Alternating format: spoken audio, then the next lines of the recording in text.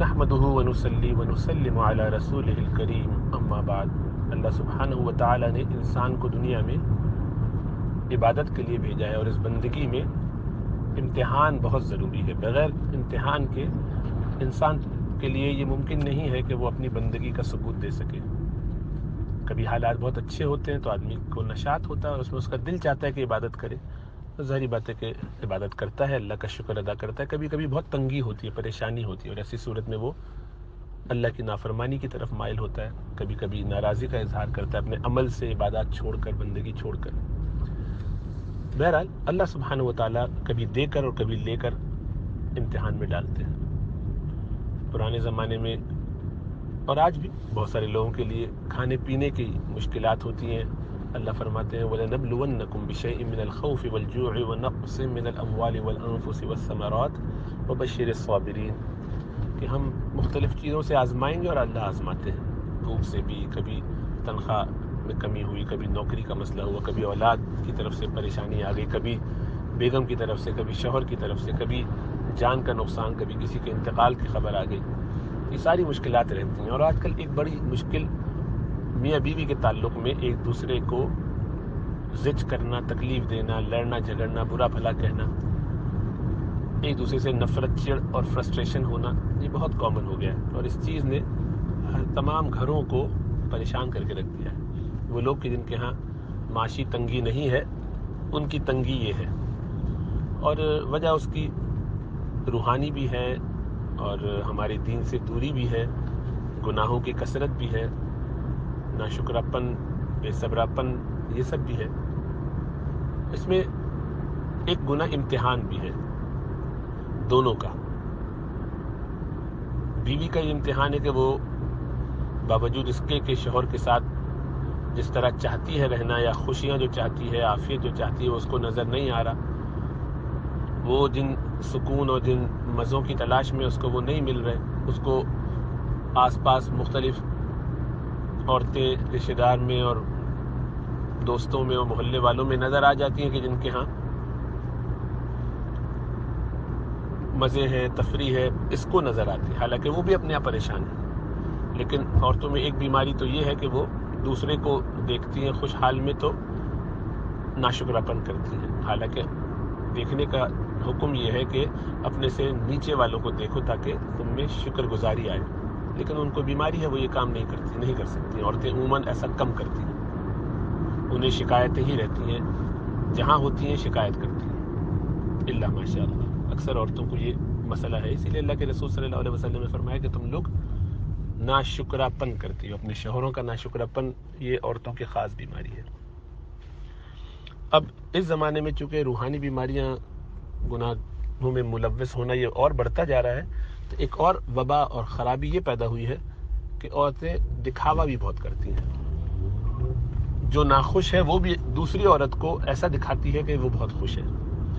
چنانچہ کہیں باہر زبردستی شوہر کو لے بھی گئے، شوہر کا منہ بنا ہوا ہے، لیکن یہ وہاں بچوں کی تصویریں لیں گی اور آن لائن بھیجیں گی، فیس بک پہ، چیٹ پہ لگائیں گی، تو دوسری عورت جو ویسے ہی اپنے گھر میں پریشان ہے اپنے شوہر کی وجہ سے، وہ ان کی تصویریں دیکھ کے اور پریشان ہوتی ہے، یہ سوچتی ہے کہ غالباً یہ تو سارے بڑے خوش اور مزے میں ہیں اور ہم پریشانی میں ہیں۔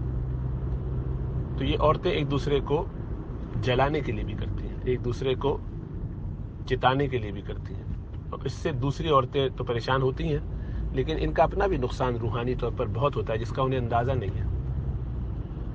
تو عورتوں میں یہ مرض ہے کہ وہ دکھاوا، ظاہر کچھ کرتی ہیں، اندر سے کچھ ہو، دنیا کے سامنے یہ شو کرنا کہ ہم بہت ہی اچھے حال میں ہیں اور اندر لڑ رہی ہیں برا حال۔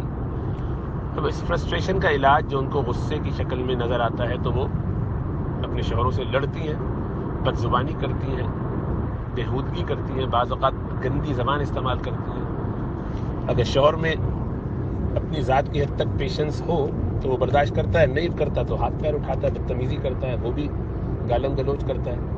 اور عورتیں اس میں بڑھ بڑھ کے جب انہیں نظر آتا ہے کہ یہ اپنی ذات کی حد تک تو برداشت کر لیتا ہے، تو وہ اس کے ماں باپ کو، بہن بھائیوں کو، رشتہ داروں کو برا بھلا کہنا شروع کر دیتی ہے، مزید اس کو زج کیا جائے، تکلیف دی جائے، پین، پریشانی۔ تو یہ پورا ایک نظام چل رہا ہے بہت عرصے سے، پچھلے 30-40 سالوں میں یہ بہت بڑھ گیا ہے کہ میاں بیوی ایک دوسرے کو برداشت نہیں کر سکتے، ساتھ رہتے ہیں مجبوری میں، بچوں کی وجہ سے یا نام کی وجہ سے، دکھاوے کی وجہ سے، لیکن ایک دوسرے کو برداشت نہیں کرتے، چنانچہ لڑنا جھگڑنا، چیخنا چلانا، گالم گلوچ۔ پہلے تو یہ رعایت ہوتی تھی کہ بچوں کے سامنے نہیں کرتے، اب بچوں کے سامنے بھی کوئی فرق نہیں پڑتا، سب کے سامنے کھل کے گھر کے اندر یعنی بچوں کے سامنے لڑنا جھگڑنا کرتے ہیں۔ اس سے بچے بھی ظاہری باتیں منفی اثرات لیتے ہیں اور اس کے نقصان بہت زیادہ ہیں۔ اس وجہ سے یہ ایک وشس سا سرکل بن گیا ہے جس میں سکون اب نام کا نہیں رہا۔ دونوں پارٹی میاں ہو یا بیوی اپنی اپنی غلطیوں سے صرف نظر کر کے دوسرے کی غلطی کو چھانٹتے ہیں اور اسی کی طرف توجہ رکھتے ہیں اور اس کو ٹھیک کرنے کی کوششیں کرتے ہیں، لوگوں سے مشورے بھی کرتے ہیں، اور اس کے نتیجے میں حالات بہت خراب ہو جاتے ہیں، تعلقات بہت خراب ہو جاتے ہیں،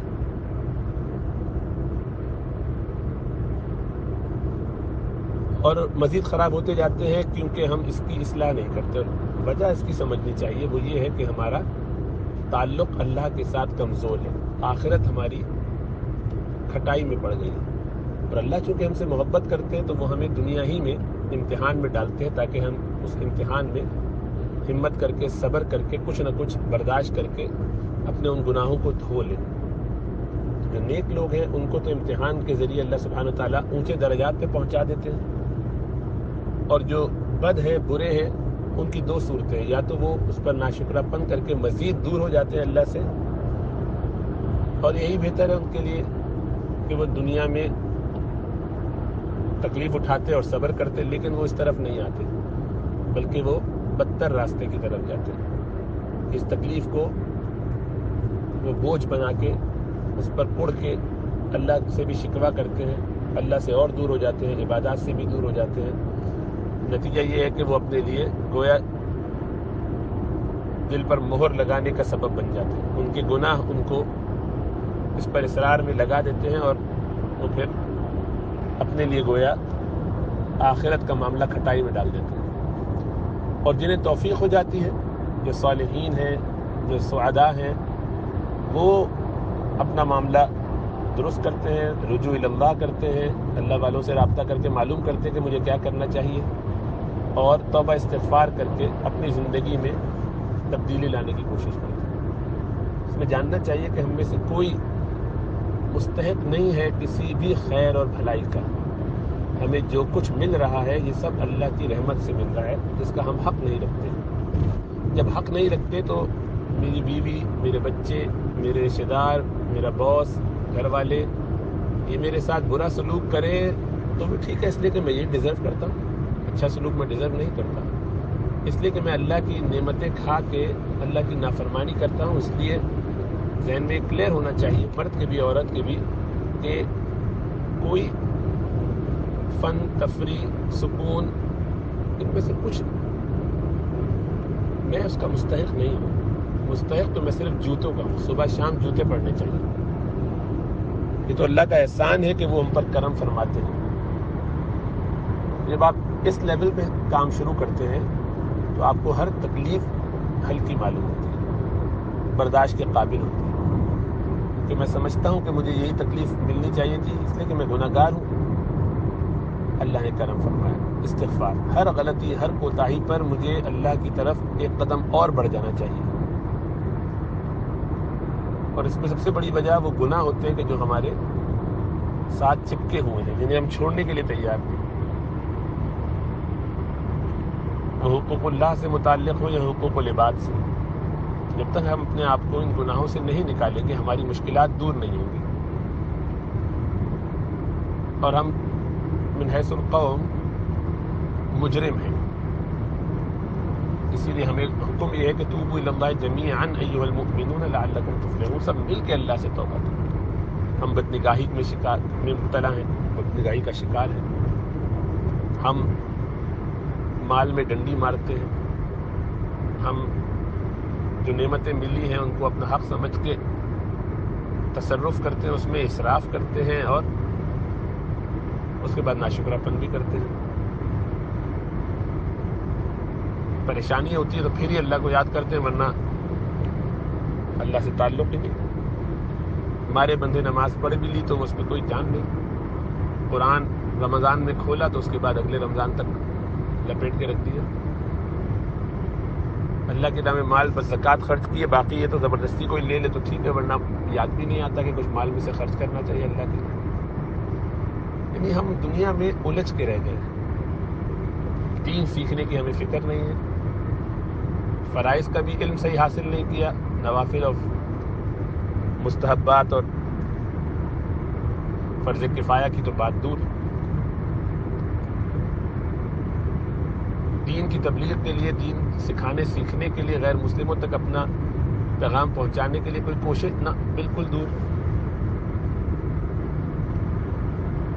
جس وجہ سے ہمیں رجال کہا گیا، مرد کہا گیا اور حق دیا گیا، درجہ دیا گیا، وہ سارے کاموں کی وجہ سے تھا کہ باہر جائے گا، دین کی خدمت کرے گا، دین کی حفاظت کرے گا، اپنی جان لڑائے گا، دین سیکھے گا، گھر والوں کو سکھائے گا، اپنی زندگی میں لائے گا۔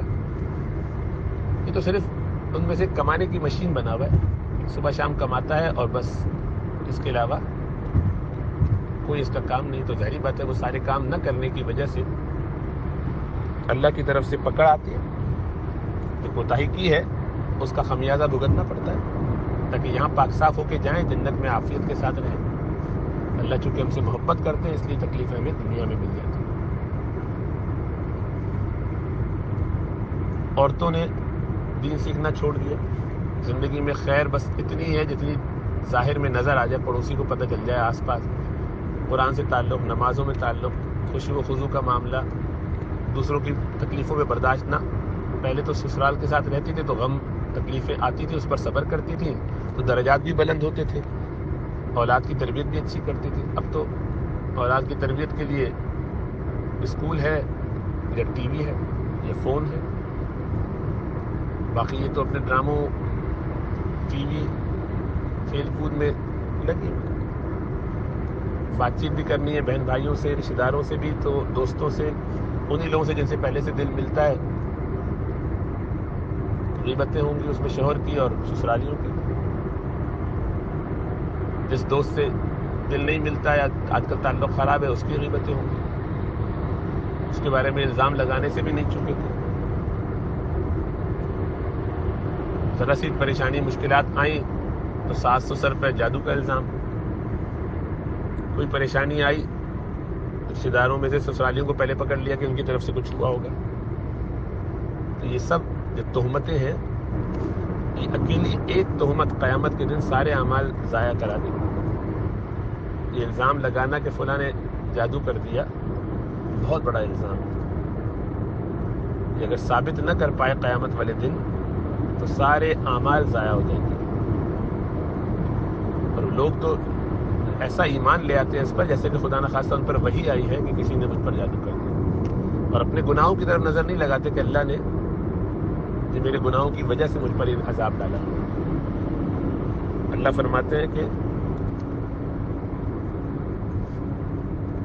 انسان پر جو مصیبت، تکلیف، پریشانی آتی، ما اصاب من مصیبت فی الارض، زمین میں ہو یا ان کی جانوں میں ہو، ولا فی انفسہم الا فی کتاب من قبل ان نبرأہا، مگر یہ کہ ہم نے وہ پہلے ہی سے لکھ رکھی ہے، ہماری طرف سے یہ فیصلے ہوئے ہیں کہ کیا تکلیف، کیا پریشانی کس طرح آئے گی، کس پر آئے گی۔ فرمایا کہ ظہر الفساد فی البر والبحر بما کسبت ایدی الناس، یہ جو زمین و خشکی اور تری میں عذاب اور پریشانیاں اور مشکلات پھیلی ہوئی ہیں، یہ انسان کے اپنے ہاتھ کی کمائی۔ قل هو من عند انفسکم، یہ ساری مشکلات، پریشانی یہ تمہاری اپنی طرف سے ہے، تم کرتے ہو ایسی حرکتیں کہ جس کی وجہ سے ایسا کرنا پڑتا ہے۔ لکی لا تأسوا علی ما فاتکم ولا تفرحوا بما آتاکم، تاکہ تم جو تم سے کھو جائے، تمہاری صحت خراب ہو جائے، بیماریاں آ جائیں، مال چھن جائے، تو تم غم نہ کرو، اس لیے کہ اللہ نے لکھا تھا اسی طرح سے۔ اور جو تمہیں ملا ہوا ہو، جو نعمتیں تمہارے پاس ہیں، اس پر تم اکڑ نہ جاؤ، تم اس پر تکبر نہ کرنے لگو۔ اللہ سبحانہ و تعالی ہمیں بندگی کی طرف مائل کرتے ہیں، سکھاتے ہیں، بتاتے ہیں، لیکن ہم ظاہری بات ہے اپنے گناہوں کی وجہ سے، نفس کی تسویل کی وجہ سے، شرارتوں کی وجہ سے اپنے اعمال کی اصلاح نہیں کرتے. نتیجہ یہ ہے کہ پریشان. ہر ایک اپنا حق حاصل کرنے پہ تلا ہوا ہے. میں اپنا حق چھین کے لوں گا اپنی بیوی سے، بیوی کہتی ہے میں شوہر سے، اور اس کے لیے جو کرنا پڑے، حلال حرام سب چلتا ہے. یہاں کی گورنمنٹ مجھے سپورٹ کرتی ہے تو میں 2 نمبری کام کر کے دھوکہ دے کے یہ بھی کر لوں، کوئی فرق نہیں پڑتا. مجھے تو بس اپنی آخرت کے مقابلے میں یہ دنیا چاہیے. تو ظاہری بات ہے جب ہمارا یہ رویہ ہوگا تو اس کا نقصان ہی نقصان ہے. نتیجہ یہ ہے کہ دنیا میں مشکلات بڑھتی چلی جا رہی ہیں. ہم یہ سمجھ رہے ہیں کہ یہ فلاں نے کیا ہے، یہ فلاں نے کیا ہے، ساری توجہ دوسرے پر ہے کہ دوسرا کر رہا ہے. ارے بھائی کوئی بھی کر رہا ہو، فرض کیجیے، مان بھی لیجیے، تب بھی کروانے والے کون ہیں؟ اللہ کے اختیار سے ہو رہا ہے کہ نہیں؟ آپ اللہ کی گڈ بک میں ہوتے تو آپ کے ساتھ ایسا نہ ہوتا. اور اگر آپ کا خیال ہے کہ آپ اللہ کے ولی ہیں اور آپ بہت ہی اعلیٰ درجے کے صحابہ سے بھی بڑھ کر آپ کا نعوذ باللہ درجہ ہے، تو نبوت کا دعویٰ کیجیے اور نکلیے اسلام سے. اتنے بڑے بڑے دعوے کرنا، اپنے آپ کو اتنا پاک صاف سمجھنا کہ ساری گڑبڑیں اور غلطیاں دوسروں کی اور میں بالکل پوتر، تو ظاہری بات ہے ایسے شیطانی کے جذبات کے ساتھ دنیا میں عذاب نہیں آئے گا تو اور کیا آئے گا. وہاں حال یہ ہے کہ سیدنا عمر رضی اللہ تعالیٰ عنہ فرما رہے کہ اگر ایک شخص بھی اگر جہنم میں جا رہا ہوگا تو مجھے خطرہ ہے کہ میں نہ جا رہا ہوں، حالانکہ جنت کی بشارت ملی ہوئی ہے. اس لیے اپنے اعمال پہ اتراتے نہیں تھے.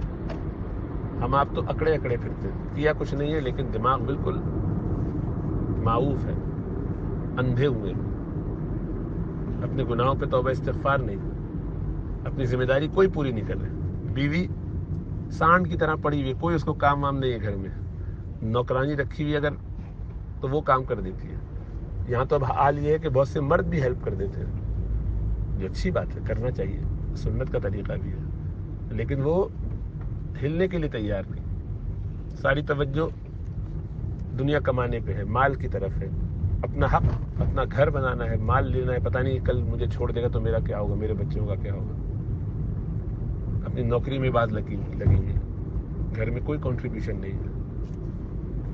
اسی طرح بہت سے مرد لگے ہوئے، دنیا کمائے چلے جا رہے ہیں، ادھر ادھر چکروں میں پڑے ہوئے ہیں، گھر میں پوچھنا ہی نہیں ہے. تو ظاہر بات ہے جب معیار دنیا بن جائے تو ہر چیز سے، ہر موقع سے، ہر جگہ سے اپنا فائدہ اٹھانے کی فکر ہو جائے، کچھ دینے کا نہیں، ہر چیز لینے کا ہے ارادہ، تو ظاہر بات ہے خیر کی کیا امید کی جا سکتی ہے. گھر ٹوٹتے ہیں، حالات خراب ہوتے ہیں، یہ ہمارے ہاتھ کی کمائی ہے. ہمیں توبہ استغفار کر کے رجوع اللہ کرنا چاہیے، اللہ سے مانگنا چاہیے. اور لوگ کرتے ہیں جو ان کو توفیق ہوتی ہے تو ان کے یہاں خیر نظر آتی ہے، لیکن اکثر لوگوں کا معاملہ اس کے برعکس ہے. افسوس یہ کہ امت محمدیہ علی صاحبہا الف الف سلام، انہی کے پیروکار، انہی کا نام لیوا، تکلیف برداشت کرنے کے لیے، صبر کرنے کے لیے، ایک دوسرے کے ساتھ کمپرومائز کرنے کے لیے تیار نہیں. وائے نادانی، اور وائے نادانی کے وقت مرگ یہ ثابت ہوا، خواب تھا جو کچھ کے دیکھا، جو سنا افسانہ تھا. اور وائے ناکامی متائے کارواں جاتا رہا، کارواں کے دل سے احساس زیاں جاتا رہا. اللہ ہدایت نصیب فرمائے، اللہ ہمیں توفیق نصیب فرمائے کہ ہم اپنے گناہوں پر نظر رکھیں اور ان کی اصلاح کریں، نہ کہ دوسروں کے بارے میں بدگمانیاں کر کے اپنی آخرت تباہ کریں.